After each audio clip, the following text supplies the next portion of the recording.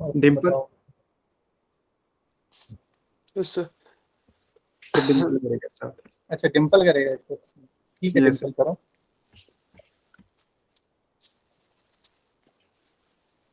Sir इसमें दिया था ना कि अगर ए कोई मैट्रिक्स थी 5x4 की with real entries such that space of all solution of the linear system ax is equal to b type का सिस्टम था सर।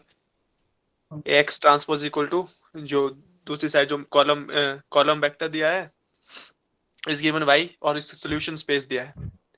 तो ये इस non homogeneous type solution system of equation बनेगा ax is equal to b type solution. तो इसमें हमें निकालनी है बेसिकली रैंक ऑफ ए। तो रैंक नलिटी थ्योरम से क्या होता है कि जो rank of A plus nullity of A वो डायमेंशन ऑफ वेक्टर स्पेस के बराबर हो जाता है। अगर देखें तो ये जो ए मैट्रिक्स है 5x4 की मैट्रिक्स है, तो इसका मतलब ये एक ट्रांसफॉर्मेशन है R4 टू R5 है। तो जो डायमेंशन ऑफ जो वेक्टर स्पेस है वी मतलब कि डोमेन का जो डायमेंशन है वो 4 है। तो इसका मतलब rank of A plus nullity of A is equal to 4 आ जाएगा। तो जो नलिटी होता है ए की वो actually dimension of solution space of x is equal to 0, मतलब कि ये वेक्टर स्पेस बनाता है ये सॉल्यूशन स्पेस, और उसका जो डायमेंशन होता है उसी को हम नलिटी कहते हैं। अगर हमको सर नलिटी पता चल गई तो रैंक आसानी से पता चलेगी। अब सर हमें सोल्यूशन दिया है, सर सोल्यूशन स्पेस दिया हमें x is equal to B का, पर हमें सोल्यूशन स्पेस चाहिए था एक्स इज इक्वल टू 0 का। तो वहां से नलिटी आसानी से निकल सकती है। तो अगर हम सर देखें कि अगर मान लो x1 सोल्यूशन है x इज इक्वल टू 0 का और x नॉट कोई सोल्यूशन है x is equal to v का, तो जो x नॉट प्लस x1 है वो सोल्यूशन हो जाएगा ax is equal to v का। मतलब कि अगर हमको ax इज इक्वल टू 0 के सारे सोल्यूशन पता है और सिर्फ ax is equal to b का सिर्फ एक सोल्यूशन पता है, तो ax is equal to v के हम सारे सोल्यूशन पता कर सकते हैं जस्ट उस सोल्यूशन में जो एक पर्टिकुलर सोल्यूशन आपको पता है x is equal to v का, उसको उसमें जो एक्स इज इक्वल टू 0 के जितने भी सोल्यूशन है उसको हम ऐड करते जाएंगे और हमको एक नया सोल्यूशन मिलता जाएगा x is equal to v का। ये वेरीफाई भी किया गया है। अगर x1 सोल्यूशन है एक्स इज इक्वल टू 0 का और x नॉट सोल्यूशन है x is equal to v का, तो x नॉट प्लस x1 वो सोल्यूशन होगा x is equal to v का। ये वेरीफाई किया गया है। तो यहाँ से पता चलता है कि जो सोल्यूशन स्पेस होंगे, जो सोल्यूशन स्पेस होगा x is equal to B का, X is equal to B का, ये कोई particular solution X is equal to B का जो कि एक्स नॉट है प्लस बाई होगा, जो बाई जो है ये solution space of x is equal to 0 का है। बल्कि होमोजीनियस जो होमोजीनियस पार्ट है इसका, उसका जितना भी जो सोल्यूशन स्पेस है अगर उसको हम इस वेक्टर एक्स नॉट में ऐड कर दे तो वो सोल्यूशन स्पेस बन जाएगा x is equal to B का। तो इसका मतलब जो number of linearly independent solution of x is equal to b वो हो जाएंगे, एक तो एक्स नॉट है उसके पास सोल्यूशन, और दूसरे आएंगे जो जितने लीनियरली इंडिपेंडेंट सोल्यूशन जो है एक्स इज इक्वल टू 0 के पास होंगे। तो इसका मतलब एक्स इज इक्वल टू 0 के पास कितने लीनियरली इंडिपेंडेंट सोल्यूशन हो सकते हैं, वो उसका डायमेंशन के बराबर है जो कि नलिटी ऑफ ए है। तो इसके पास जो number of linearly independent solution हो जाएंगे वो नलिटी ऑफ ए प्लस 1 हो जाएंगे। तो और यहाँ हमें दिया था कि जो सोल्यूशन स्पेस हमें दिया था वो इस फॉर्म में दिया था, वो एक वेक्टर दिया था 1 2 3 4 प्लस एस इंटू 2 3 4 5। अगर हम ध्यान से देखें तो यहाँ पर जो number of linearly independent solution है, क्योंकि एस की वैल्यू अगर आप 0 रखेंगे तो एक सोल्यूशन आ जाएगा 1 2 3 4, और उसी तरह जो दूसरे सोल्यूशन एक्स की अलग अलग वैल्यू के लिए एक और सोल्यूशन बनता जाएगा। तो नंबर ऑफ जो लीनियरली इंडिपेंडेंट सोल्यूशन है वो 2 आ जाएंगे यहाँ पर। इसका मतलब 2 is equal to nullity of A plus 1, यहाँ से nullity of A is equal to 1, तो रैंक निकल जाएगी 3। और वैसे भी चेक कर सकते हैं हम, जो जैसे कि यहीं पर अगर जो हम देखेंगे जो सोल्यूशन स्पेस दिया था 1 2 3 4, इसका मतलब जो ये 1 2 3 4 ये सोल्यूशन है A X is equal to B का, और ये जो एस इंटू ये दिया है जो कि वेक्टर स्पेस बनेगा ये एस इंटू 2 3 4 5, ये सोल्यूशन स्पेस दिया है होमोजीनियस पार्ट का ए एक्स इज इक्वल टू 0 का। तो हम यहीं से भी पता लगा सकते थे कि nullity of A is equal to 1 हो जाएगा और रैंक जो 3 आ जाएगी। खुश यस सर, करेक्ट है। यस सर, ठीक है। एक बार सर क्वेश्चन दिखाना ऊपर। देश उत्तर करो, क्वेश्चन निकालो। विदेश यस सर। क्वेश्चन, हाँ क्वेश्चन।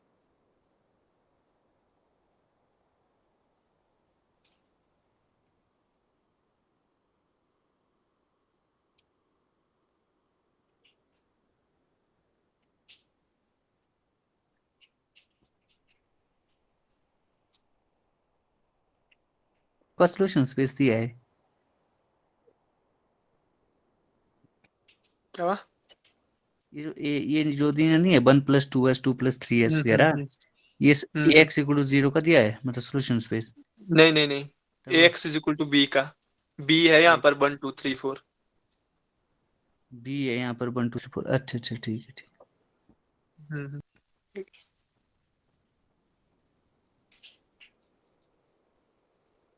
करेक्ट है पीयूष? यस सर, ठीक है सर। तब इसमें कंफ्यूजन ये यहाँ दिख रहा होगा 1 2 3 4 का, है ना पीयूष? ये यस जो सर, AX ट्रांसपोज, हाँ लेकिन अच्छा पहचाना है, सिंपल। और किसी को कोई doubt? Hitesh yes sir. Correct है? Yes sir. Shining no sir, correct नहीं है? मतलब no doubt sir, no doubt. No doubt. Siddharth जुड़ा कि नहीं? सिद्धार्थ नहीं जुड़ा, ठीक है। Next question Hitesh. Yes sir. Sir next था 15th क्वेश्चन था। हेलो, आवाज आ रही सर? हाँ हाँ हाँ आ रही है। ओके सर, जो नेक्स्ट क्वेश्चन था इसमें पूछा गया था कि ए जो है 3x3 की मैट्रिक्स है with real entries such that determinant of A equal to 6। इसका डिटर्मिनेंट 6 दिया था और इसका जो ट्रेस है वो इक्वल टू 0 था। If the determinant of A plus I equal to 0, okay, A plus I equal to 0 then eigen value of A, ये पूछा था। Yes okay. तो सर इसमें हमें पता है कि जो ट्रेस होता है वो सम ऑफ आइगन वैल्यूज होता है। तो अब यहाँ पे ट्रेस जो है 0 दिया गया था, तो यहाँ पे से हम देख सकते हैं कि 3 + 2 5, तो ये भी डिस्कार्ड हो गया और यहाँ से ये भी डिस्कार्ड हो गया। अब बच्चे ये, अब क्योंकि डिटर्मिनेंट जो होता है वो प्रोडक्ट ऑफ आइगन वैल्यूज होता है, तो इसका मतलब डिटर्मिनेंट अगर 6 है तो इसका मतलब ये हुआ कि 3 × -2 × -1, तो विच इज 6। तो इसका जो करेक्ट था वो 6 था और ये -6 दे रहा था, इसलिए ये करेक्ट नहीं है।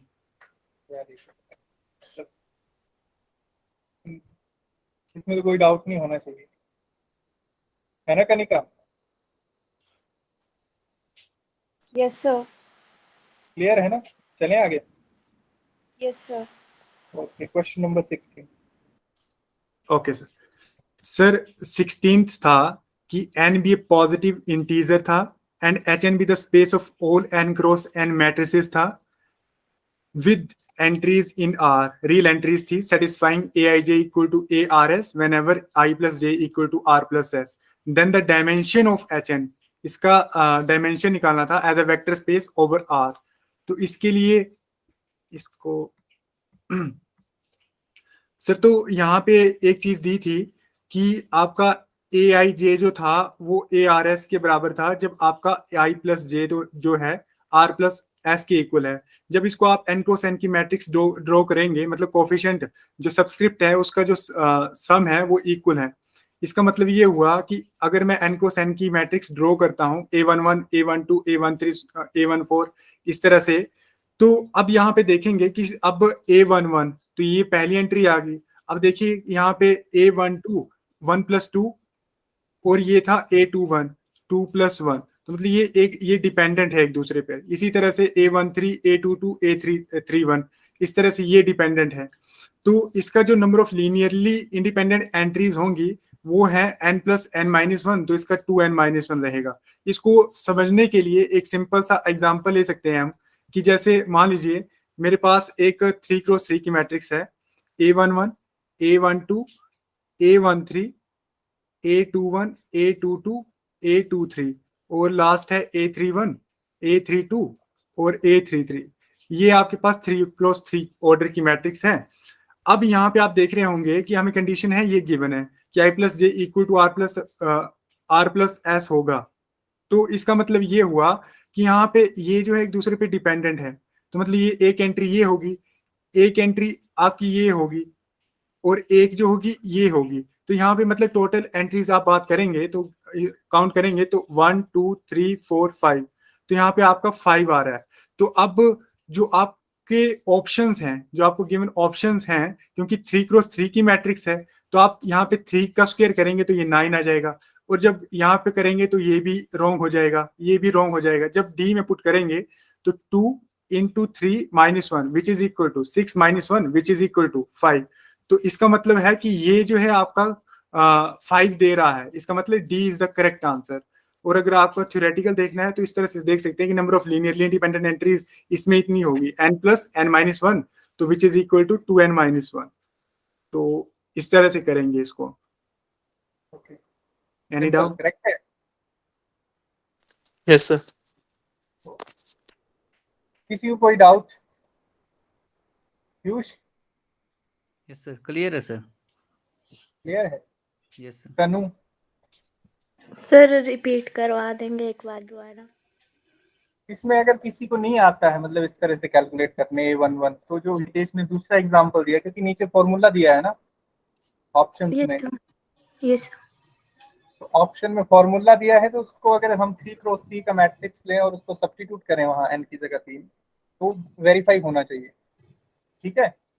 Yes sir. हाँ, तो हम 3x3 पे जैसे उसने दिखाया, अब कंडीशन है कि जो इसके सबस्क्रिप्ट हैं उनका सम जो है वो बराबर होना चाहिए। तो A11 ये तो कहीं नहीं आएगा सम 2। अब देखो A12 और A21 का सम मतलब 2 + 1 और 1 + 2 दोनों सेम है, तो इसको एक एंट्री काउंट किया जाएगा। ठीक है? तो एक A11 हो गया और एक 12 हो गया, मतलब इन दोनों में से किसी एक को ले लेंगे तो 2 एंट्रीज होगी। उसके बाद है 13, A13, A22 और A31, इन तीनों का सम कितना है? कितना है कनु? सर मुझे नहीं आ रहा समझ। एक मिनट मैं ट्राई करता हूँ। Yes sir.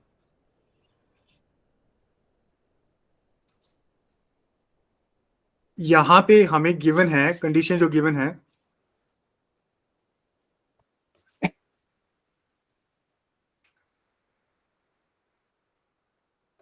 ओके, यहाँ पे हमें जो गिवन कंडीशन है आप देख रहे होंगे यहाँ पे कि एक n×n की मैट्रिक्स दी है और एंट्रीज जो है उसकी रियल नंबर्स हैं, r से ली गई हैं, और वो कौन सी कंडीशन सेटिस्फाई करती है एंट्रीज आपकी मैट्रिक्स की कि Aij जो है वो ARS के इक्वल है। ठीक है? ये है व्हेनेवर, कब? जब आपका जो सब्सक्रिप्ट, ये जो सब्सक्रिप्ट है ये इनका जब जो सम है, मतलब I+J = R+S। ठीक है? जैसे मान लीजिए मेरे पास एक है A12 और दूसरी एंट्री है A21। ये आप देख रहे होंगे कि ये जो है फर्स्ट रो और सेकंड रो की सेकंड कॉलम की एंट्री है, और ये जो है सेकंड रो और फर्स्ट ये वाली एंट्री है फर्स्ट कॉलम की। एक ये ले ली और एक ले ली। तो अब देखिए 1 + 2 = 3 और 2 + 1 = 3, तो ये भी 3 है, ये भी 3 है। इतना समझ आ गया? ओके, तो ये बोला है इसने। अब क्या करेंगे कि अब देखो A12 A21, तो आपने एंट्रीज इस तरह से काउंट करनी है कि अब देखिए ये तो डिपेंडेंट हो जाएगी एक दूसरे पे, डिपेंडेंट इन द सेंस कि मतलब A12 A21 ये इक्वल हो जाएंगे ना, क्योंकि हमें बोला कि Aij = ARS हो जाएगा कब? जब उनके सब्सक्रिप्ट का जो सम है वो आपस में इक्वल हो जाएगा। तो इसका मतलब ये हुआ कि A12 जो है वो A21 के इक्वल हो गया। तो अब दो गिनने की बजाय इसको हम क्या गिनेंगे? एक एंट्री गिनेंगे। इतना समझ आ गया? मतलब जैसे रिपीटेड एंट्रीज, मतलब इन दोनों की जगह अगर 1 1 होता तो उसको 1 ही हाँ कंसीडर करता। हाँ, मतलब अगर सबस्क्रिप्ट का जो सम है वो किन्हीं एंट्रीज का इक्वल आ रहा है, तो उसको आप जो है बार बार गिनने की बजाय वो एक बार गिनिए ना उसको। ठीक है। ठीक है। पेटेंट हो अब जाएगी। Yes yes, sir. तो जैसे ये इक्वल हो गए A13, यहाँ पे देख रहे होंगे आप A13, ये इक्वल हो जाएगा A22, ये इक्वल हो जाएगा A31। अब क्यों इक्वल हो जाएगा? क्योंकि 1 + 3 = 4, 2 + 2 = 4, 3 + 1 = 4। तो मतलब इनके सबस्क्रिप्ट का जो सम है वो इक्वल है, तो इनको बार बार गिनने की बजाय आप एक बार ही गिनिए। इसलिए बोलते हैं कि लीनियर ये डिपेंड हो गए ना एक दूसरे पे। तो इसलिए अब देखिए कितनी एंट्रीज होंगी, एक ये होगी, एक ये होगी, एक ये होगी और एक ये होगी, और लास्ट जो बच जाएगी A31। क्योंकि ये है ना जैसे A33 तो 6 है, तो इसमें 6 किसी का सम नहीं आएगा, तो एक ये आ जाएगी। तो कितनी एंट्रीज होगी? 5 एंट्रीज होंगी, है ना। तो अब जो फॉर्मूला आपको गिवन है, आपको फॉर्मूला बताना है ना, इसको ऐसे बताता हूं मैं आपको। तो देखो, अब कितने बाई कितने की मैट्रिक्स है ये है 3x3 की मैट्रिक्स। मतलब n की वैल्यू यहाँ पे क्या है? n की वैल्यू यहाँ पे है 3। ओके, अब आप n की वैल्यू जो है आप जो है यहाँ पे पुट करिए, n² which is equal to 9, है ना। लेकिन हमारी एंट्रीज कितनी है? कितनी है? 5 है ना, तो ये 9 आ रहा है, तो ये डिस्कार्ड हो गया। अब यहाँ पे पुट करिए 9 - 3 + 1, तो ये 7 आ गया, ये भी डिस्कार्ड हो गया। अब यहाँ पे पुट करो आप, तो 3 करिए पुट n की जगह, क्योंकि 3x3 की है, तो 2 × 3 6 + 1 = 7, ये भी डिस्कार्ड हो गया। अब यहाँ पे करो put 2 × 3 - 1 which is equal to 6 - 1 which is equal to 5। तो ये जो है ये इसकी इक्वल बता रहा है, तो इसका मतलब क्या हुआ कि डी ऑप्शन यहाँ पे करेक्ट है आपका। आप कोई दिक्कत? नहीं, क्लियर है। Next question Dimple.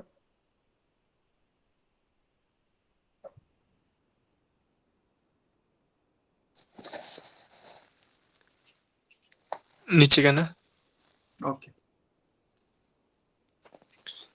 इसमें क्वाड्रेटिक फॉर्म दी थी Qx, y, z = 4x² + y² - z² + 4xy - 2xz - yz over r। Quadratic form दी थी ओवर r। तो नीचे पूछा गया था इसकी रेंज के बारे में कि range contains 1 to infinity, range is contained in 0 to infinity। Range r होगी, या रेंज जो भी चौथा ऑप्शन है contained in -n to infinity, जहाँ पर n जो है लार्ज नेचुरल नंबर n है।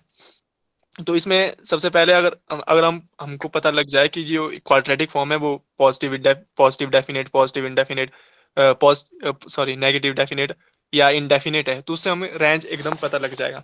तो एक तरीका तो ये है कि आप इसको पहले नॉर्मल फॉर्म में चेंज कर लें और फिर पता लगा लें कि इसकी, जैसे इसकी मैट्रिक्स जो तरीका, जो स्टैंडर्ड मेथड है कि Qx, y, z है, इसकी मैट्रिक्स लिख ली, ये मैट्रिक्स की क्वाड्रेटिक फॉर्म की, और उसको फिर नॉर्मल फॉर्म में चेंज करवाया। तो अगर आप नॉर्मल फॉर्म में चेंज करेंगे, आप देखेंगे कि जो एक जो वैल्यू है वो पॉजिटिव आएगी, एक नेगेटिव आएगी और एक 0 आएगी। तो इसका मतलब जो इसके पास आइगन वैल्यू होगी वो एक पॉजिटिव होगी, एक नेगेटिव होगी।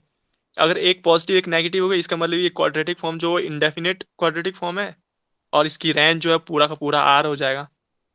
तो इसका मतलब सी ऑप्शन राइट करेक्ट हो जाएगा, और साथ में ए भी हो जाएगा, क्योंकि अगर रेंज r है तो कंटेन करेगा 1 to infinity को। तो बस फिर सॉल्व हो जाएगा। पर एक तरीका ये भी है कि अगर आप वैल्यू पुट कर दें क्वाड्रेटिक फॉर्म में, जैसे पॉजिटिव डेफिनेट क्वाड्रेटिक फॉर्म है, तो हर एक नॉन जीरो वेक्टर के लिए एक्स वाई जेड की, हर एक एक्स वाई जेड कोई भी वेक्टर है, तो नॉन जीरो वेक्टर के लिए जो क्वाड्रेटिक फॉर्म आपका पॉजिटिव डेफिनेट है वो हमेशा ग्रेटर देन 0 होगी, बल्कि हमेशा पॉजिटिव वैल्यू देगी, और जो नेगेटिव डेफिनेट है वो हमेशा नेगेटिव वैल्यू देगी, और जो इंडेफिनेट है वो पॉजिटिव वैल्यू भी देगी, नेगेटिव वैल्यू भी देगी। तो आप एक्स वाई जेड की वैल्यू पुट करके देख सकते हैं। जैसे अगर मैं सिर्फ वाई और जेड को 0 पुट कर दूं, वाई और जेड को 0 पुट कर दूं और एक्स को 1 रख दूं, तो क्यू की वैल्यू पॉजिटिव आ जाएगी। अगर मैं एक्स और वाई को 0 कर दूं और जेड को 1 रख दूं, मतलब कि जो वेक्टर लिया है मैंने वो 0 0 1 लिया है, तो आप देखोगे जो वैल्यू आएगी वो -1 आएगी। -1 आएगी। तो इसका मतलब जो क्वाड्रेटिक फॉर्म है पॉजिटिव वैल्यू भी दे रहा है, नेगेटिव वैल्यू भी दे रहा है, तो सीधी सी बात है कि इंडेफिनिट क्वाड्रेटिक फॉर्म है। तो इसकी रेंज पूरी की पूरी R हो जाएगी। ऐसे भी चेक कर सकते हैं।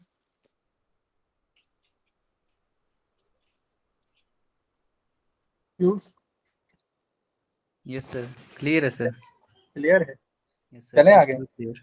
Yes sir. शाइनी क्लियर है? Shaini Yes, sir. Okay, next question. Hitesh, yes sir. Question number 18। Last. हाँ, लास्ट क्वेश्चन। इस फोर्थ Okay. क्वेश्चन बचा है तुम्हारा अभी। Yes sir. कर लिया था डिम्पल?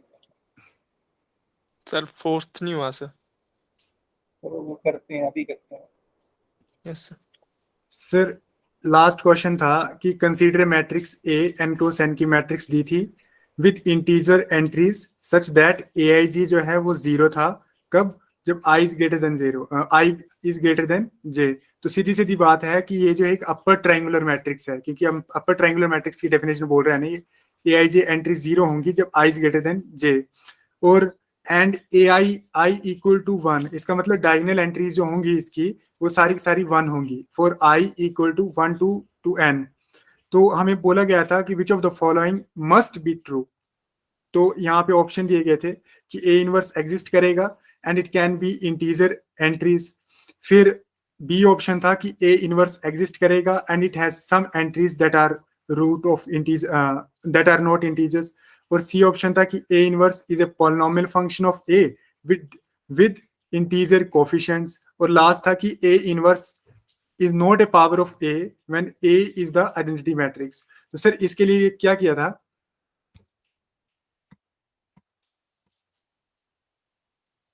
हाँ ठीक है सर, तो इसके लिए मैंने जो किया था इसको आप ये इस तरह से भी कर सकते हैं। और जैसे आपके पास जो है ये मैट्रिक्स 3x3 की मैट्रिक्स ले लेते हैं, अगर मान लीजिए मेरे पास 3x3 की मैट्रिक्स है 1a b 1 सॉरी 0 1 c और 0 0 1, इस तरह की एक मैट्रिक्स कंसीडर की। तो अब इसका जो डिटर्मिनेंट होगा, जो इसका डिटर्मिनेंट होगा वो ऑलवेज 1 होगा, क्योंकि अगर रियल एंट्रीज रखते हैं तो इसका जो डिटर्मिनेंट होगा वो नॉट इक्वल टू 1 होगा। इसका मतलब क्या हुआ कि ए इनवर्स इसका एग्जिस्ट करेगा। तो ए इनवर्स एग्जिस्ट करेगा तो इसका मतलब A inverse exist and has integer entries, तो ये तो ट्रू हो गया। और जो सी था कि A inverse is a polynomial function of A with integer coefficient, तो ये तो वैसे ही ट्रू होगा। क्यों? क्योंकि ए बी सी जो आप लेंगे यहाँ पे जो ए बी सी होंगे वो इंटीजर से बिलोंग करेंगे, तो इसलिए A inverse is a polynomial function बनेगा of A with integer coefficient. और लास्ट था कि A inverse is not a power of A unless A is the identity matrix.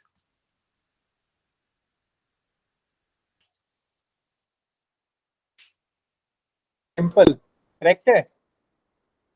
Yes sir, correct है question? Correct है sir. A C D इसके answer होंगे। मैं फिर से बता देता हूँ एक बार चाहे। नहीं, जैसे कहाँ बताओ तो। पीयूष में तो लग गया होगा पता, पूछते हैं। Piyush yes sir. समझ आ गया? सर ए इनवर्स एग्जिस्ट करेगा, ये तो ठीक है ना सर। हैज इंटीजर एंट्री का मतलब सर यही है ना कि जो ए इनवर्स है उसमें जो एंट्रीज है मैट्रिक्स के अंदर वो इंटीजर है। वो कैसे बताया सर? वो सिंपल। सर जैसे कि ए इनवर्स है ना, नीचे से करना थोड़ी स्लाइड।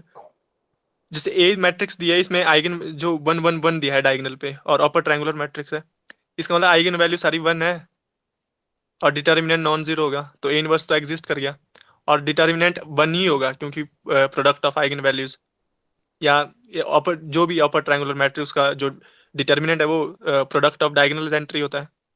तो डिटर्मिनेंट तो 1 आ गया, इसका मतलब 1 जैसे ए इनवर्स कैसे निकालते हैं हम? A inverse is equal to 1 upon determinant of A into adjoint of A. और एडजॉइंट ऑफ ए के पास हमेशा इंटीग्रल एंट्री होगी। क्यों? क्योंकि ए के पास इंटीग्रल एंट्री होगी और जो इसके ए के पास सारे के सारे जो इंटीग्रल एंट्रीज है, इसका मतलब इसके सारे के सारे जो को फैक्टर आएंगे वो सारे सारे इंटीजर्स आएंगे।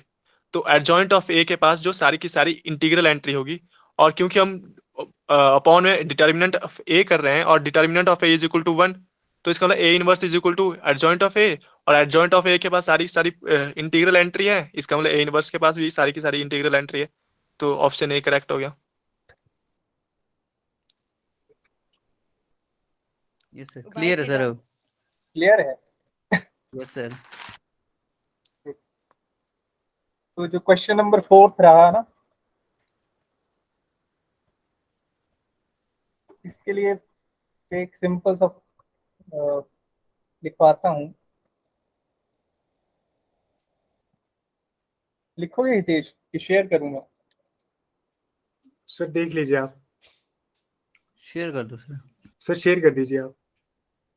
चलो तब तक शाइनी क्वेश्चन करे डिस्कस।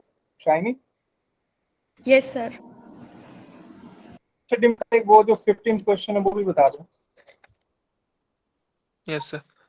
जिस जो पिछले क्वेश्चन था, जो शाइनिंग वाली एक्सरसाइज है, उसमें क्वेश्चन था एक 15 क्वेश्चन की for what real values of A and be real quadratic form. दो क्वाड्रेटिक फॉर्म दी थी Q1 और Q2, और उनको बताना था कि इक्विवेलेंट कब होगी वो, मतलब ए और बी की किस वैल्यू के लिए इक्विवेलेंट होगी ओवर आर और ओवर सी। तो जो क्वाड्रेटिक फॉर्म की जो पहली वाली मैट्रिक्स बनेगी वो बनेगी 10 डायगोनल में 10, 11, 12 और ए, और जो दूसरी मैट्रिक्स बनेगी वो बनेगी 13 बी, बल्कि दी है जो A2 है वो Q2 की जो मैट्रिक्स है। तो A1, अगर हम A1 को देखें तो A1 तो लगभग बल्कि नॉर्मल फॉर्म में ही है। बस हम बल्कि इसकी जो नॉर्मल फॉर्म बनेगी A1 की वो 1 1 1 और A पे डिपेंड करेगी, बल्कि A पे, ए अगर पॉजिटिव नेगेटिव उस पर डिपेंड करेगी। और A2 की, अगर A2 को भी हम नॉर्मल फॉर्म में चेंज करेंगे तो A2 पे मैंने कॉन्ग्रुएंट ऑपरेशन लगाए हैं, तो वो जो बनेगी नॉर्मल, नीचे करना थोड़ा, तो जो नॉर्मल फॉर्म बनेगी वो 13 उसमें डायगोनल में आएगा 13, 14, 2b और माइनस b। अब क्योंकि दो क्वाड्रेटिक फॉर्म ओवर आर वो आपस में इक्वलेंट होगी अगर उनकी रैंक और सिग्नेचर दोनों सेम हो जाएंगे। तो इसका मतलब जो क्वाड्रेटिक फॉर्म Q1 थी उसमें जो रैंक है वो हमेशा 3 और 3 से ज्यादा होगी, क्योंकि उसमें 3 पॉजिटिव एंट्रीज है। अगर आप ध्यान से देखिए A1 पे 3 पॉजिटिव एंट्रीज है और फिर चौथी A है। इसका मतलब रैंक जो है वो 3 या 3 से ज्यादा, 3 हो सकती है या 4 हो सकती है। इसमें अगर हम B की वैल्यू को 0 ले लेंगे, दूसरे में A2 में B की वैल्यू अगर 0 लेंगे तो इसमें देखेंगे कि रैंक जो है वो 2 आ जाएगी। क्वाड्रेटिक फॉर्म की रैंक जो है 2 आ जाएगी। इसका मतलब इक्वलेंट नहीं हो गया अगर B 0 हो गया, इसका मतलब B को नॉन जीरो होना पड़ेगा। बट अगर B नॉन जीरो हो गया तो जो दूसरी मैट्रिक्स है A2, मतलब की दूसरी क्वाड्रेटिक फॉर्म है, उसकी जो रैंक है वो 4 हो जाएगी।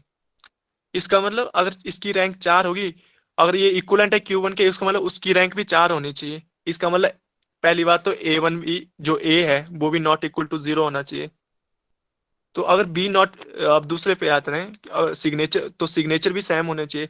अब दूसरी फॉर्म में A2 में अगर उसमें 3 एंट्रीज पॉजिटिव होगी हमेशा और एक एंट्री नेगेटिव होगी, अगर हम B नॉट इक्वल टू 0 है, या तो B ग्रेटर देन 0 होगा या लेस देन 0 होगा। अगर ग्रेटर देन 0 हो गया तब भी एक एंट्री नेगेटिव आएगी और 3 एंट्री जो है पॉजिटिव आएगी। इसका मतलब सिग्नेचर प्लस प्लस प्लस और माइनस आएगा। अगर हम B को लेस देन 0 भी लेते हैं तब भी एक एंट्री जो है नेगेटिव आएगी और 3 एंट्री पॉजिटिव आएगी। उस केस में भी सिग्नेचर प्लस प्लस प्लस और माइनस आएगा। इसका मतलब A1 अगर इक्विवेलेंट है दोनों क्वाड्रेटिक फॉर्म, उसके पास भी जो सिग्नेचर वो प्लस प्लस प्लस और माइनस होना चाहिए। बट उसमें तो 3 एंट्रीज पहले से ही पॉजिटिव है, इसका मतलब A को नेगेटिव होना पड़ेगा। तो वहां से A और B की वैल्यू आई थी, A और B की वैल्यू आई थी कि A लेस देन 0 और B नॉट इक्वल टू 0। तो कंडीशन R ओवर R में इक्वलेंट होने के लिए A लेस देन 0 होना चाहिए और B नॉट इक्वल टू 0 होना चाहिए। यहाँ तक क्लियर है? पीयूष, यस सर, हितेश, मैंने क्लियर है। तुम्हें एक व्हाट्सएप मैसेज किया है, देखा? क्या सर? मैंने मैसेज किया है, एक फोटो शेयर किया, मतलब PDF सेंड की। सर एक मिनट। पीयूष, क्लियर है ये क्वेश्चन? यस सर, क्लियर है। ओवर C बताओ। अब ओवर सी के लिए जो नॉर्मल फॉर्म में जो नॉर्मल फॉर्म होती है ओवर सी में, वो उसमें सिर्फ 1 1 और 0, बल्कि पॉजिटिव और 0 आते हैं, सिर्फ 1 1 1 और 0 0 0, उसमें -1 हम इंक्लूड नहीं करते हैं। तो इसका मतलब अगर ओवर सी में अगर हम A2 की नॉर्मल फॉर्म देखें तो हमारे पास जो एंट्रीज आनी चाहिए वो पॉजिटिव और 0 आनी चाहिए। इसका मतलब बी को हमको 0 ही लेना पड़ेगा, एक्चुअली 0 ही लेना पड़ेगा, क्योंकि अगर हमने बी को अगर ग्रेटर देन 0 ले लिया तब भी एक एंट्री माइनस में आ जाएगी, नेगेटिव आ जाएगी। अगर हमने बी को लेस देन 0 लिया तब भी एक एंट्री नेगेटिव आ जाएगी। बट ओवर सी में जो नॉर्मल फॉर्म में होता है वो उसमें जो एंट्रीज आती है वो 1 1 1 या 0 1 1 1 0 0 0 आ सकती है, -1 उसमें इंक्लूड नहीं होता है। इसका मतलब बी को हमको 0 ही लेना पड़ेगा। बट जब बी को हम 0 लेंगे तो उसमें जो रैंक है A2 की वो 2 आ जाएगी, और रैंक ऑफ A1 हमेशा ग्रेटर देन इक्वल टू 3 है। तो इसका मतलब रैंक कभी भी बराबर नहीं हो सकती दोनों की। तो इसका मतलब दोनों कभी भी इक्वलेंट नहीं हो सकते ओवर सी। समझ गए शाइनी? Yes sir. समझ आया?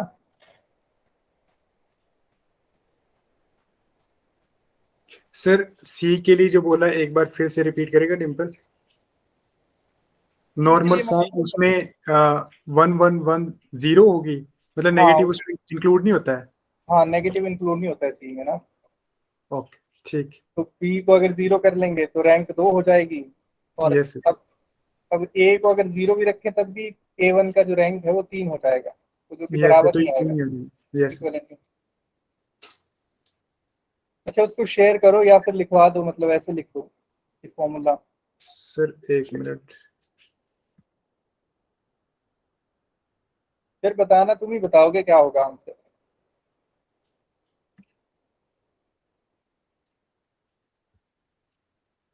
सर वो जो सुबह 7th क्वेश्चन भी रहा था ना, उसका सी आंसर भी ठीक होगा सर। दिख रहा है, पढ़ा जा रहा है डिम्पल? एफ अगर बाइलिनियर फॉर्म है, उसका यस सर। डिफरेंशिएशन जो है, इसको पढ़ते ऐसे हैं कि derivative of F on A B at x y. तो इस रूल के अकॉर्डिंग मतलब एक्सप्रेस किया जाता है। तो अब लगाओ कौन सा ऑप्शन करेक्ट होगा, कौन बताएगा? सर एक बार फिर से बोलेंगे इसको? मैंने कहा ये जो ऊपर लिखा है ना मैंने, डी ऑफ एफ सब्सक्रिप्ट में एक्स वाई और एक्स ए बी, तो इसको पढ़ा जाता है कि derivative of F on A B at x Y. नीचे लिखा भी है derivative of F on A B at X comma Y. तो एफ बाइलिनियर फॉर्म तो है फोर्थ क्वेश्चन में, बाइलिनियर फॉर्म होगी डिम्पल? Yes sir. तो बाइलिनियर फॉर्म है, तो इसका मतलब ये वाला रूल जो हो वो लगेगा इस पे। यहाँ पे थोड़ा क्वेश्चन में वो प्रॉब्लम थी, मैम ने डाला था सुबह, उसको करेक्ट करके। इसमें ये है ना, डिटर्मिनेंट ऑफ वी डब्ल्यू जो है वो इस तरह का फंक्शन है, v1 w1 minus v2 w1। तो ये एक बाइलिनियर फॉर्म है, ठीक है। तो अब हमें निकालना है डिटर्मिनेंट ऑफ डेरिवेटिव ऑफ, मतलब डिटर्मिनेंट ऑन एच के एट बी कॉमा डब्ल्यू, ठीक है। उस रूल के अकॉर्डिंग क्या आएगा इसका solution?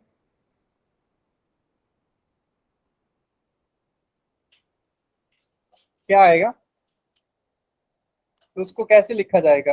D of D differential है डिटर्मिनेंट ऑफ, अब किस पॉइंट पे, मतलब किस पे हम उसको वैल्यूएट कर रहे हैं, एट बी कॉमा डब्ल्यू। तो जो सबस्क्रिप्ट में आएगा बी कॉमा डब्ल्यू आएगा, और कहाँ कर रहे हैं, एच कॉमा के पे। तो ये इसको ऐसे लिखा जाएगा, D of determinant B comma W on H comma K. तो इसको कैसे एक्सप्रेस किया जा सकता है सर?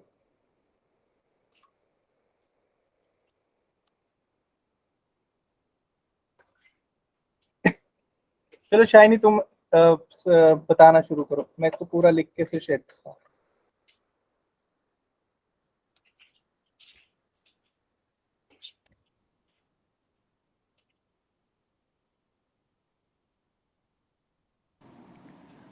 सर क्वेश्चन नंबर 16 था हमारे पास कि क्यू एक्स वाई जेड हमें दिया है X square plus 2xy plus 4y square plus 2xz plus 13z square. तो हमारे पास ऑप्शंस हमें दिए थे कि Q is positive definite, Q is not positive definite, all eigen values of Q are positive और coefficient matrix of normal form of Q is I3। तो सबसे पहले हम जो हमारी क्वाड्रेटिक फॉर्म दिया है उससे हम मैट्रिक्स बना लेंगे। तो हमारे पास ए मैट्रिक्स आया, तो उसके बाद हम जो है उस पर कॉन्ग्रुएंट ऑपरेशंस अप्लाई करेंगे। पहले रो 2 पर अप्लाई करेंगे, फिर रो 3 पर, तो सेम हम कॉलम 2 पर और कॉलम 3 पर और देन रो 3 के ऊपर, तो हमारे पास ए मैट्रिक्स आ जाएगा। तो हमने इस मैट्रिक्स में देखा कि जो सारी डायगोनल एंट्रीज है वो सारी पॉजिटिव है। तो जब सारी डायगोनल एंट्रीज हमारे पास पॉजिटिव होती है तो वो पॉजिटिव डेफिनेट होता है, और इसका जो सिग्नेचर आएगा वो आएगा पॉजिटिव पॉजिटिव पॉजिटिव। तो इसका मतलब जो आइगन वैल्यूज हैं वो सब पॉजिटिव हैं। तो ए और सी ऑप्शन इसका करेक्ट होगा। और जो डी ऑप्शन है कि coefficient matrix of normal form of Q is identity, तो आइडेंटिटी के बराबर नहीं आ रहा है, तो डी तो रॉन्ग हो जाएगा और बी भी रॉन्ग हो जाएगा, तो ए और सी करेक्ट होगा। पीयूष करेक्ट है? सर डी ऑप्शन भी करेक्ट होगा ना, क्योंकि सर जब ये मतलब कन्वर्ट हो जाएगा सर नॉर्मल फॉर्म I3 में, नॉर्मल फॉर्म में, क्योंकि सर 1 -1 और 0 के ही लिया जाता है ना, तो 3 और 36 सर 1 हो जाएगा। अगर जैसे R2 और C2 पे ऑपरेशन लगाते हैं, R2 tense to R2 upon root 3 और C2 पे भी अपॉन रूट 3, और R3 और C3 पे लगाएंगे R3 अपॉन रूट 36 और C3 पे भी C3 अपॉन रूट 36, तो सर ये 1 1 1 आइडेंटिटी मैट्रिक्स आ जाएगा। वैसे भी सर नॉर्मल फॉर्म है, क्योंकि 1 -1 और 0 ही लिया जाता है ना, तो प्लस प्लस प्लस है, तो +1 +1 +1 में कन्वर्ट हो ही जाएगा। डिम्पल तुम्हारे हिसाब से क्या होगा? सर मेरे हिसाब से भी सर जो पीयूष बोल रहा है वो ठीक है शायद। मैंने भी सर 3 ही लगाए ए सी डी।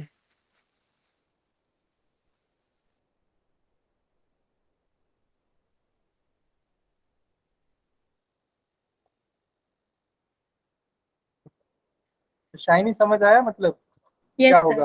सर डी भी करेक्ट होगा, कैसे करेक्ट होगा? क्योंकि उसको हम ए जो मैट्रिक्स आया है नॉर्मल फॉर्म का, तो उसको हम आइडेंटिटी में चेंज कर सकते हैं, तो इसलिए। Okay, next question. Sir next question था कि हमें क्वाड्रेटिक फॉर्म दिया है x² + 4xy + 4y² + 16z²। तो हमारे पास ऑप्शन था कि पॉजिटिव डेफिनेट होगा, पॉजिटिव सेमी डेफिनेट होगा, और सिग्नेचर इसका पॉजिटिव पॉजिटिव और नेगेटिव होगा मे बी, और डी है नन ऑप्शन। तो सबसे पहले जो हमारे पास क्वाड्रेटिक फॉर्म था उससे हमने मैट्रिक्स बना लिया, और उसके ऊपर कॉन्ग्रुएंट ऑपरेशंस अप्लाई करके, जैसे रो 2 पर हमने ऑपरेशन अप्लाई किया और कॉलम पर हमने ऑपरेशन अप्लाई किया, तो हमने देखा कि जो डायगोनल एंट्रीज हैं वो आ रही है हमारे पास 1 0 16, तो वो सारी तो 0 भी आ रहा है इसमें, तो मतलब ये पॉजिटिव सेमी डेफिनेट होगा। मतलब 2 हमारे पास पॉजिटिव आ रही है और 1 0 आ रहा है, तो इसका मतलब जो हमारा पॉजिटिव सेमी डेफिनेट होगा ए, और इसका सिग्नेचर आ रहा है पॉजिटिव पॉजिटिव पॉजिटिव पॉजिटिव और 0, जो हमें ऑप्शन दिया था बी और सी, तो बी और सी करेक्ट होगा। इसमें डिम्पल तुम्हारा क्या विचार है? ठीक है सर। पीयूष क्लियर है सर, सही है। करेक्ट है? हितेश ठीक है सर ये।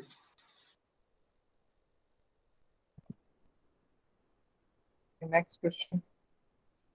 सर नेक्स्ट क्वेश्चन है कि हमें रियल क्वाड्रेटिक फॉर्म दिया है x² + 2xy + y² + 4xz + 6yz + z²। तो हमारे पास ऑप्शन है कि q is positive definite quadratic form, q is indefinite quadratic form, और रेंज ऑफ q रियल होगा, और रेंज ऑफ q 0 to ∞ होगा। तो इसको भी हम सेम करेंगे, सबसे पहले हम मैट्रिक्स बनाएंगे जो हमारे पास क्वाड्रेटिक फॉर्म दिया है, फिर हम रो 2 और रो 3 पर ऑपरेशन अप्लाई करेंगे, सेम हम कॉलम 2 और कॉलम 3 पर ऑपरेशन अप्लाई करेंगे, और फिर हम रो 2 और रो 4 को रो 2 और रो 3 को इंटरचेंज कर सकते हैं, तो सेम हम कॉलम 3 और कॉलम 2 पर भी हम ऑपरेशन अप्लाई करेंगे, तो डायगोनल एंट्रीज हमारी सारी 1 1 1 आएगी, तो मतलब ये पॉजिटिव डेफिनेट हो गया, और पॉजिटिव डेफिनेट की जो रेंज होती है वो 0 to ∞ होता है, तो ए और डी ऑप्शन करेक्ट होगा। पीयूष यस सर, ये सर मेरा तो सर बी और सी आया था ना सर। जैसे R2 और R3 अगर इंटरचेंज किया ना तो सर C2 और C3 भी इंटरचेंज हो जाएंगे सर, इसलिए इनका मेरे को लग रहा है शायद गलत आ रहा है। क्योंकि सर अगर R2 R3 चेंज करे तो C2 C3 भी मार्क को चेंज करना ही पड़ता है ना। हाँ, इस concurrent operation.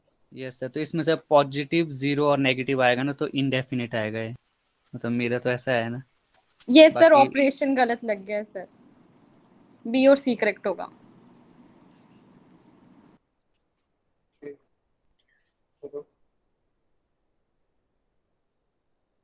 Simple.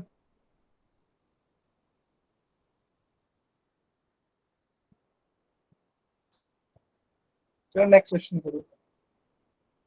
Sir 19 question हमें दिया हुआ है कि क्यू दिया हुआ हमें X square plus 4y square plus 13z square plus 2xy plus 4xz plus 2yz। तो ऑप्शन है हमारे पास Q is positive definite, Q is indefinite, range of Q is R और range of Q is 0 to infinity. तो सबसे पहले हम matrix form करेंगे जो हमारे पास गिवन क्वाड्रेटिक फॉर्म है, और फिर हम रो पर ऑपरेशन अप्लाई करेंगे और कॉलम पर ऑपरेशन अप्लाई करेंगे, मतलब कॉन्ग्रुएंट ऑपरेशन अप्लाई करेंगे।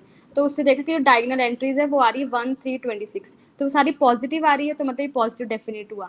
और जो रेंज होती है पॉजिटिव डेफिनेट की वो 0 टू इन्फिनिटी होती है, तो ऑप्शन ए और डी करेक्ट होगा। क्यू करेक्ट है। यस सर करेक्ट है।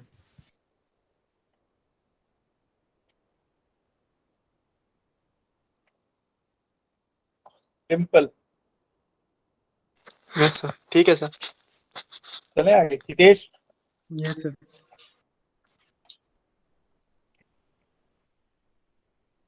Next shiny. सर जो 20th क्वेश्चन था उसमें भी हमें क्यू दिया हुआ है 16x² plus 2xy plus 13y square plus 18xz plus 20yz minus Z square. तो ऑप्शन है Q is negative definite, positive definite, Q is indefinite और range of Q is R. तो सबसे पहले इस पे भी हम मैट्रिक्स फॉर्म करेंगे जो हमारे पास गिवन क्वाड्रेटिक फॉर्म है। उसके बाद कॉन्ग्रुएंट ऑपरेशंस अप्लाई करेंगे, तो हमारे पास डायगोनल में आएगा 16 207 और 4 2 880। तो सारा पॉजिटिव आ रहा है तो मतलब पॉजिटिव डेफिनेट होगा, तो ऑप्शन बी करेक्ट है। सिंपल। तुमने किया है क्वेश्चन? नहीं सर, आगे नहीं किया है सर मैंने। क्यों? सर मैं अपनी एक्सरसाइज सॉल्व करने लग गया ना, इसके आगे। क्यू सर मेरा तो सी और डी आया है ना, मतलब इनडेफिनेट आया था मेरा, तो पता नहीं। और किसने किया है क्वेश्चन? हितेश। सर मैंने 19 किए थे, मैं भी अपनी एक्सरसाइज करने में लग गया था ना, कल मिल गई थी हमें।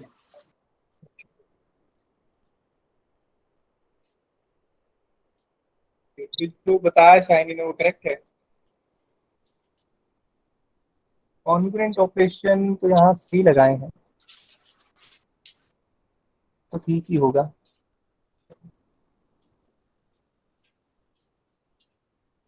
Next question. सर हाँ बोलो प्लीज। सर नॉर्मल फॉर्म में चेंज हो गया है मतलब R2 में 15, R2 पे थर्ड एंट्री, थर्ड थ्री। ये भी तो सर जीरो बनानी पड़ेगी ना। अच्छा ये बनाया है शाइनी बिजी। अच्छा visible। नहीं बनाया है। सर कॉलम ऑपरेशन ही लगा ना।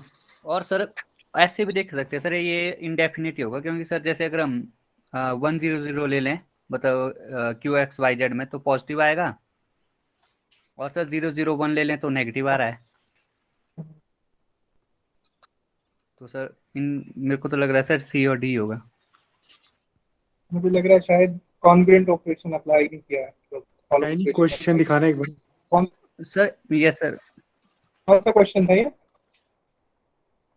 20th।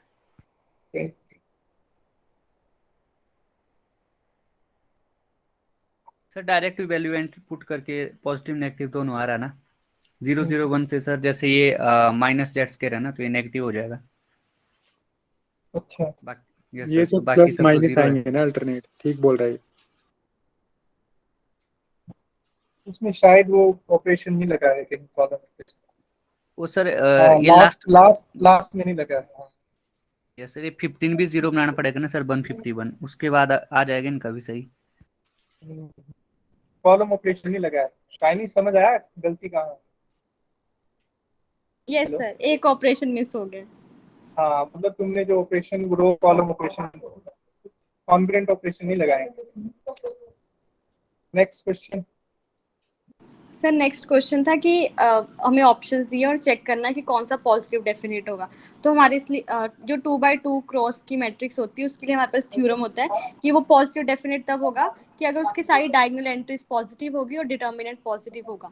तो ऑप्शन ए का जो डिटर्मिनेंट है वो नेगेटिव आ रहा है क्योंकि 3 - 4 - 1, तो ये तो पॉजिटिव डेफिनेट नहीं होगा। जो हमारा बी ऑप्शन है उसका डिटर्मिनेंट पॉजिटिव आ रहा है 11 और इसकी डायगोनल एंट्रीज भी सारी पॉजिटिव है, तो ये पॉजिटिव डेफिनेट होगा। जो हमारा सी ऑप्शन है उसका डिटर्मिनेंट जो है वो पॉजिटिव आ रहा है और डायगोनल एंट्रीज भी पॉजिटिव है, तो ये भी पॉजिटिव डेफिनेट होगा। और जो डी ऑप्शन है उसकी डायगोनल एंट्री हमारे पास नेगेटिव है 1, तो ये पॉजिटिव डेफिनेट नहीं होगा। ये तो करेक्ट होगा। इसमें कोई डाउट? इसमें तो नहीं लगता किसी को कोई डाउट होगा। Next question. सर जो नेक्स्ट क्वेश्चन था उसमें था कि if A is non singular real matrix then which of the following is or are correct. तो ये तो सर ने रिजल्ट लिखवाया था कि अगर नॉन सिंगुलर रियल मैट्रिक्स होता है तो वो हमेशा पॉजिटिव डेफिनेट होगा ही होगा। तो पॉजिटिव डेफिनेट होगा तो उसकी आइगन वैल्यूज भी रियल होगी, तो नहीं, तो उसकी आइगन वैल्यूज भी नॉन नेगेटिव रियल नंबर होगा, तो ए और डी। ये तो करा दिया है सर। Question number 23। जो 23rd क्वेश्चन है वो है if A is a real singular matrix and which of the following is are correct. तो ये भी हमारे पास रिजल्ट होता है कि इसमें ऑप्शन बाय मिस्टेक हो गया है बी। इसका ऑप्शन है ए ऑप्शन और डी ऑप्शन कि ए और A transpose is positive semi definite और all eigen values of A dash A are non negative real number, तो ए और डी करेक्ट होगा। ये भी सर ने करा दिया है बिल्कुल ना पीयूष? Yes sir.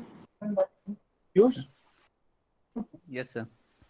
है डाउट कुछ 23rd क्वेश्चन में? आई थिंक करा दिया है सर ने डिस्कस किए direct result. Yes sir.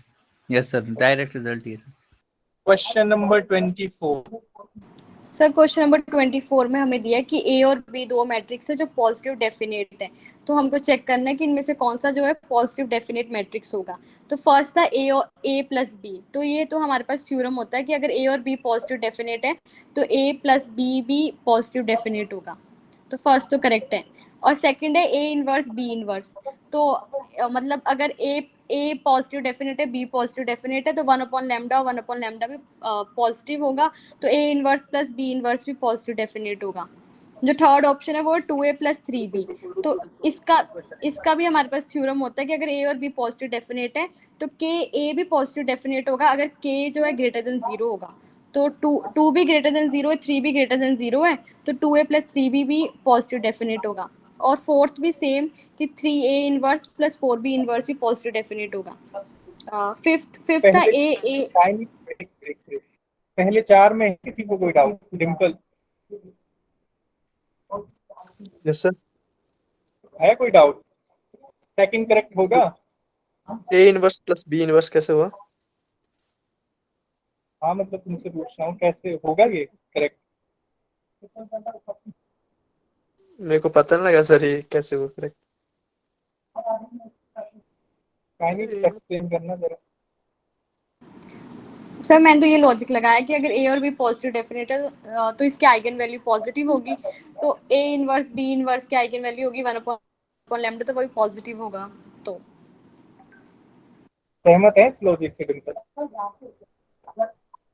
Logic no sir. Sir मुझे तो ए में भी डाउट है sir, A plus B A कैसे होगा? करेक्ट, ए तो करेक्ट है। एक तो सुबह भी तो डिस्कस किया था। वो करेक्ट है। ई इनवर्स की जो आइजन वैल्यूज बोल रहे हैं ना, इसमें थोड़ा डाउट। 1/λ होती है कि नहीं होती? ये तो ठीक है ना सर, अगर ए की वैल्यू अगर लैम्डा है आइगन वैल्यू तो ए इनवर्स की 1/λ होगी।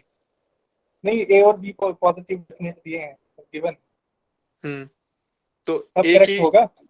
ए सर बोल नहीं सकते क्योंकि ए इनवर्स भी पॉजिटिव डेफिनेट होगा, बी इनवर्स भी पॉजिटिव डेफिनेट होगा, पर उन दो का सम हम नहीं बोल सकते हैं कि पॉजिटिव है, क्योंकि अगर तो अगर लैम्डा ऊपर वाला रिजल्ट देखो ना, हम्म अगर दोनों पॉजिटिव डेफिनेट हैं तो इसका मतलब उनका सम भी हाँ पॉजिटिव हाँ डेफिनेट होगा। यस सर तो हो जाएगा हो जाएगा ना। हम्म तो पहले फोर्थ हो गए, फिफ्थ वाला क्या होगा शाइनी? सर फिफ्थ जरूरी नहीं है कि पॉजिटिव डेफिनेट होगा, ए ट्रांसपोज। पक्का? Yes sir. Dimple, yes sir A transpose positive definite नहीं होगा अगर ए पॉजिटिव डेफिनेट है? ये तो होता है सर हमेशा पॉजिटिव डेफिनेट में होता है। थोड़ा सा कंफ्यूज हो गई मुझे लग रहा है शाइनी। शाइनी ऊपर तुमने एक रिजल्ट बताया ना, a non singular, yes sir. अगर नॉन सिंगुलर होगा तो उसकी आइगन वैल्यूज क्या होंगी सारी की सारी? पॉजिटिव। मतलब नॉन जीरो होंगी, और यहाँ पर पॉजिटिव डेफिनेट दिया है, इसका मतलब सारी की सारी आइगन वैल्यू पॉजिटिव है, नॉन सिंगुलर तो होगी ये मैट्रिक्स, तो ए ट्रांसपोज क्या होगा? Positive definite. Very good, correct होगा। नेक्स्ट। सर सिक्स भी करेक्ट ही होगा क्योंकि ए ट्रांसपोज प्लस आइडेंटिटी है इसमें। ये करेक्ट हो जाएगा फिर? Yes sir. कैसे? Sir A transpose positive definite है, आई तो होता ही है पॉजिटिव डेफिनेट, तो सर फर्स्ट है तो ये भी हो जाएगा। फर्स्ट वाला रिजल्ट ए प्लस में yes sir. E A. Next question, next जो ऑप्शन है, नेक्स्ट पार्ट चाहिए। सर ये भी सर ने रिजल्ट लिखवाया था कि अगर ई जेड साइन जेड और कोज, मतलब जैसे लेमडा है ना ए की आइगन वैल्यू, तो e z cos z sine z की जो होंगी वो eigen value e raise to power A वगैरह होगा। तो अगर ए की जो आइगन वैल्यू वो तो पॉजिटिव है, तो ई रेज टू पावर ए का भी पॉजिटिव ही होगा, तो सेवेंथ भी हो जाएगा। सहमत हैं सिपी? Yes sir. Simple? Yes sir ठीक है सर। पक्का? Yes sir next question. Sir जो नेक्स्ट एट था वो था e raise to power A minus 2i। इसका क्या होगा? सर इसमें डाउट है, मे भी हो भी सकता है। नहीं मतलब हो जाएगा सर ये। चलो पीयूष इसको शो करेगा। ठीक है पीयूष, Yes, तुम्हारे जिम में है ये, इसका सर सॉल्यूशन ऐसे बता। बता दो अभी। बता दो। पॉजिटिव ही आएगी सर इसकी आइगन वैल्यू तो। चलो सर बता जैसे दो। सर ने रिजल्ट बताया ना, जैसे सर जो a माइनस 2i की जो आइगन वैल्यू होगी सर, जो भी होगी जैसे, तो वो सर कुछ भी हो, पर e की पावर a माइनस 2i की आइगन वैल्यू सर, वो जैसे a माइनस 2i की वैल्यू अगर अल्फा है तो उसकी e की पावर दिस की आइगन वैल्यू e की पावर अल्फा होती है, जो सर ने दिखाया है। अब सर जो e की पावर अल्फा है वो तो सर हमेशा पॉजिटिव ही रहेगा ना, एक्सपोनेंशियल फंक्शन है, तो इस तरीके से सर सारी आइगन वैल्यू पॉजिटिव हो जाएगी। गुड। नेक्स्ट। चाइनी, चाइनी समझ आया क्या logic? Yes sir, yes sir, yes sir. Sir ninth है वो भी साइन ए है, तो वो भी सर ने लिखवाया कि e raise to power z इन सब का भी जो आइगन वैल्यू होगा वो sine A e raise to power A वैसा होगा। तो ए को हमें पॉजिटिव डेफिनेट दी तो साइन ए भी पॉजिटिव डेफिनेट हो जाएगा, तो नाइन्थ भी ट्रू होगा। कंफर्म है ये?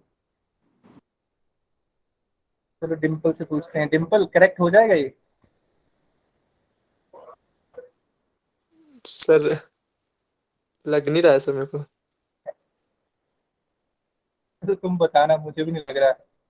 क्योंकि सर अगर अगर मैं कोई डायगोनल मैट्रिक्स ले लूँ ना सर, जिसमें पाई पाई पाई, तो आइगन वैल्यू ए की पाई पाई पाई हो जाएगी, तो साइन ए की आइगन वैल्यू 0 0 0 हो जाएंगी शायद।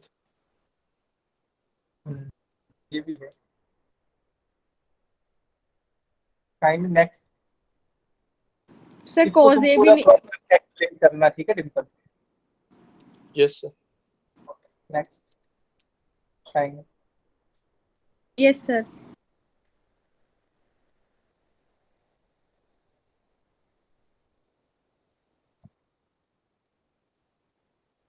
चाइनी शेयर नहीं हो रही है तुम्हारी स्क्रीन? Yes sir.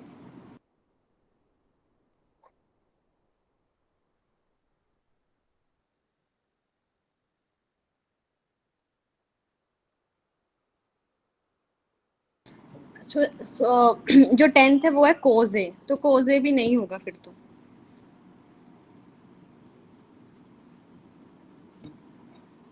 इसका सॉल्यूशन कौन बताएगा? शाइनी बताएगी कल, ठीक है, पर ऐसे नहीं होगा। नेक्स्ट 11th है, 11th भी नहीं होगा क्योंकि साइन ए नहीं है पॉजिटिव डेफिनेट, तो साइन ए प्लस आई भी नहीं होगा। यूज कौन सा ऑप्शन है? Sign A plus I. 11th नहीं होगा सर शायद, देख तो मुश्किल नहीं होगा सर। शायद नहीं, इसको प्रॉपर किसी और ने किया है ये क्वेश्चन? हितेश? नो सर, मैंने नहीं किया था। चलो तो ये तुम्हारे जिम्मे रहा, ठीक है, इसको ओके नहीं, सर। तुम रहने दो, तुम रहने दो, क्योंकि तुम्हारे और भी एक्सरसाइज है ना। तो ये डिम्पल को देते हैं, डिम्पल बताएगा, है ना, sine A plus yes I. Yes sir. उसके नेक्स्ट वाला शाइनी। नेक्स्ट है 13, तो 13 को एग्जाम्पल से भी देख सकते हैं। फॉर एग्जाम मतलब अगर कोई मैट्रिक्स ले ले हम, ए पॉजिटिव डेफिनेट और बी कोई पॉजिटिव डेफिनेट मैट्रिक्स ले ले, तो जब ए बी हम करेंगे तो वो ज़रूरी नहीं हो पॉजिटिव डेफिनेट आए, तो ये नहीं होगा पॉजिटिव डेफिनेट। इसमें डिम्पल सहमत हो इससे? यस सर, क्योंकि डिफाइन ही नहीं ये होगा, है ना। यस सर, क्योंकि जरूरी नहीं है कि सिमेट्रिक मैट्रिक्स भी, वैसे लॉजिक भी लग सकता है या काउंटर एग्जांपल। ये तभी होगा जब, मतलब ए बी तभी होता है जब बी को ए ट्रांसपोज लिया जाए, सुबह भी बताया था। Okay next. सर जो नेक्स्ट था वो था बी ए, तो बी ए भी नहीं होगा, ज़रूरी नहीं है वो सिमेट्रिक मैट्रिक्स आए मल्टीप्लाई करके। Very good. नेक्स्ट। फिर था तो ए सबको square, A square plus I, तो ए हमें पॉजिटिव डेफिनेट दिया है, तो may be A square plus I नहीं होगा। मे भी। सर ये चलो डिम हाँ सर हितेश ये बोलो। हो जाए है, इसकी मतलब आइगन वैल्यूज उसकी सारी की सारी पॉजिटिव है, तो ए स्क्वायर की सारी पॉजिटिव हो जाएंगी, तो ए स्क्वायर प्लस आई करेंगे तो जो आइगन वैल्यूज रहेंगी वो सारी की सारी पॉजिटिव ही रहेंगी, तो इसलिए ये हो जाएगा।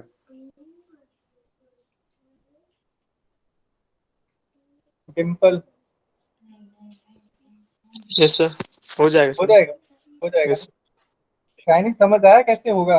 यस सर, क्योंकि ये ए देखिए, पॉजिटिव डेफिनेट है, ए स्क्वायर भी पॉजिटिव डेफिनेट है और आई तो होता पॉजिटिव डेफिनेट है, तो प्लस करके पॉजिटिव डेफिनेट होगा। हाँ जो तुम्हारा पहला वाला पार्ट, Yes, अब है लास्ट। सर जो लास्ट है वो है ए ट्रांसपोज बी ए, तो ये नहीं होगा क्योंकि ये नहीं होगा। डिम्पल, डिम्पल से पूछते हैं यस सर। क्या होगा। A transpose B A. Yes sir. Sir ये हो जाएगा, सुबह सुबह टेम्पल ने किया भी था वो बताया ए था। स्टार यस के। सर, मैंने हो जाएगा सर।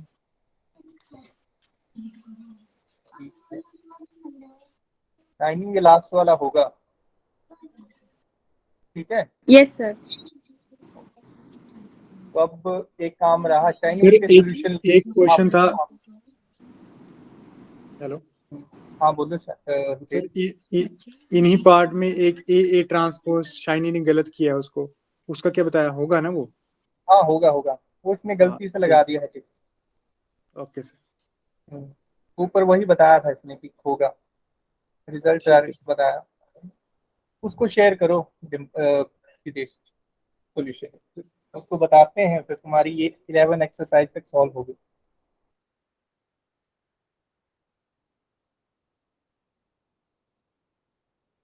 चाहिए तुम्हें इसके सॉल्यूशन लिखने हैं, ठीक है, जहाँ पे थोड़ी गलतियां हैं ना, जहाँ पे मतलब तुमने कॉन्ग्रुएंट ऑपरेशन सही नहीं लगाए हैं, तो उनको करेक्ट करके, ठीक है Shiny.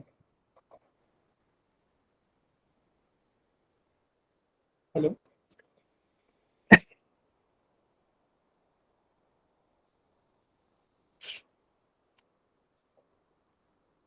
Hello Dimple, yes sir. आ रही है ना आवाज? Yes sir. Yes sir. फिर हो रही शेयर शाइनी है। नहीं, अभी नहीं हुई। Shiny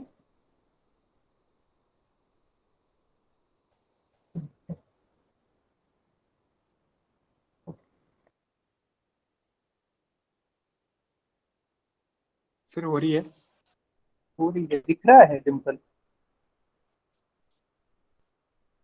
yes sir, yes sir. ये है ना, ये दिया है तुम्हें, determinant of V W is equal to V1 W1 minus V2 W1, और डिटर्मिनेंट जो है फंक्शन है कहाँ से कहाँ तक, R2 cross R2 to R पे, ठीक है। Yes sir. तो मैंने एक नीचे रिजल्ट लिखा है, मतलब ये रिजल्ट है कि डिफरेंशिएशन ऑफ बाइलिनियर फॉर्म इस तरह से बिहेव करता है, ठीक है। तो इसको रीड कैसे करते हैं कि differentiation of f at xy on AB, ठीक है।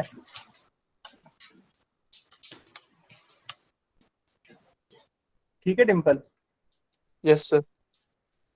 तो इस तरह से एक्सप्रेस किया जाता है कि जो मतलब f ऑफ x भी ये इस तरह से एक्सप्रेस हो जाता है। तो हमसे क्या, तो पहले हमारा जो मतलब मेन टास्क रहेगा वो रहेगा कि डिटर्मिनेंट ऑफ बी डब्ल्यू जो है इसको बाइलिनियर प्रूफ किया जाए पहले, कि अगर ये बाइलिनियर ट्रांसफॉर्मेशन होगी, बाइलिनियर फॉर्म होगी, तो हमारा ये रिजल्ट अप्लाई हो जाएगा डायरेक्ट, ठीक है। Yes sir. तो अब देखो, determinant of B comma W bilinear form है, यस सर। ओके। अगर बाइलिनियर फॉर्म है तो ये कैसे लिखा जाएगा, डी डी यहाँ पे डेरिवेटिव है, डी ऑफ डिटर्मिनेंट, और सबस्क्रिप्ट में है वी डब्ल्यू, और फिर है एच के। तो इसको कैसे रीड किया जाएगा, derivative of determinant on H के एट बी कोमा डब्ल्यू। तो ऊपर वाले रूल के हिसाब से कैसे एक्सप्रेस होगा, तो एफ की जगह डी हो, डिटर्मिनेंट हो जाएगा, तो डिटर्मिनेंट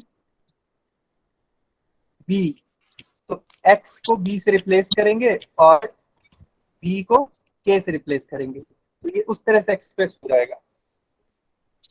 तो मतलब ऑप्शन ए जो है वो करेक्ट हो जाएगा इसका।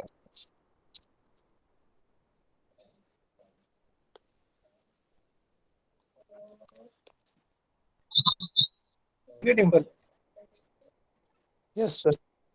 डिम्पल समझ ठीक आया है नहीं? सर। Yes sir. क्यों? यस सर, क्लियर है सर। क्लियर है ना, मतलब सिंपल है, बस एक्सप्रेस किया जाएगा डायरेक्ट। टाइनी यस सर। क्लियर है? Yes sir.